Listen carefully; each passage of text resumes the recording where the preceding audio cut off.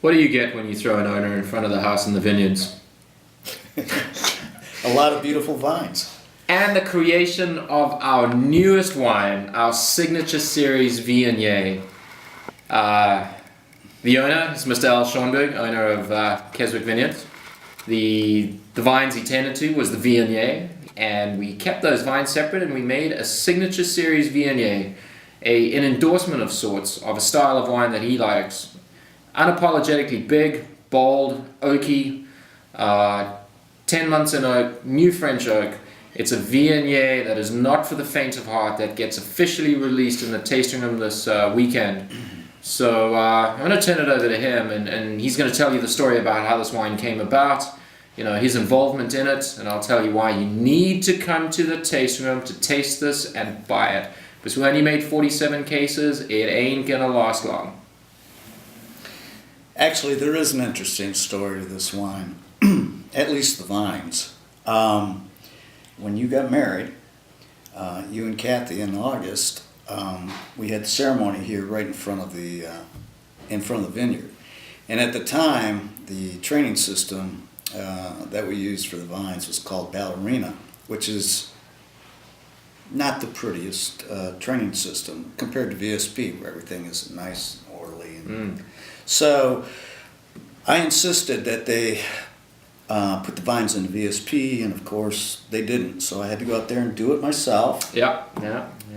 Not with electric pruning shears, just regular old shears. You mean you didn't delegate this time? You actually went and pruned the vineyard? In fact, I have a bad case of bursitis still from that. But if anyone anyways, knows what bursitis is, by the way, please let me know, because apparently he can't even lift a bottle. Bursitis. Does it exist? Is it a medical term? no, I can lift a bottle, I can't lift cases. Right. See. Anyway, so I trained the vineyard, the first few rows, into VSP. And it was the short rows, by the way. He didn't make it into the long rows. Just want to throw that out there. I went all the way from one end to the other. Okay. And so anyways, unbeknownst to me, Stephen kept this fruit separate from all the others. And it was that good. The real reason this wine is so special to me is because I think of it as your wedding wine. It's the first time I've heard that, so I guess we get a ah. But it's made very differently than our Viogniers that we've done, that we've become so well known for. I mean, firstly, you know, most winemakers don't put a lot of new oak on Viognier, and this is new oak. And I mean, right off the bat, you can smell it: coconut, vanilla, that butterscotch, everything that an oak barrel imparts to a wine. But the one thing we've always thought about is you kind of describe this as a big, bold California style wine.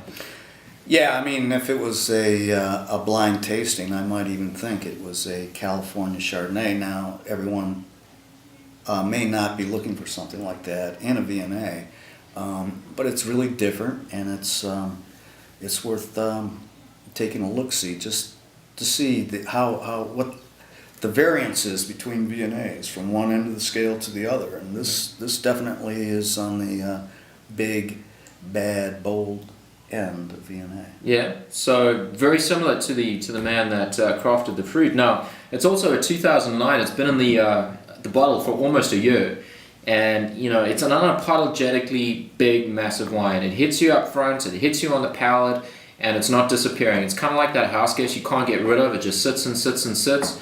So it's not for the faint of heart. You know, so some people might not like it. It might be a bit too big. But if you don't mind a bit of oak and a little bit of structure and a little bit of that viscosity, it's going to be a wine that's going to be interesting. So why don't we try it and see what you think? We haven't tried this wine for about 2 minutes, because this is about the fourth take, haven't we? All right, so...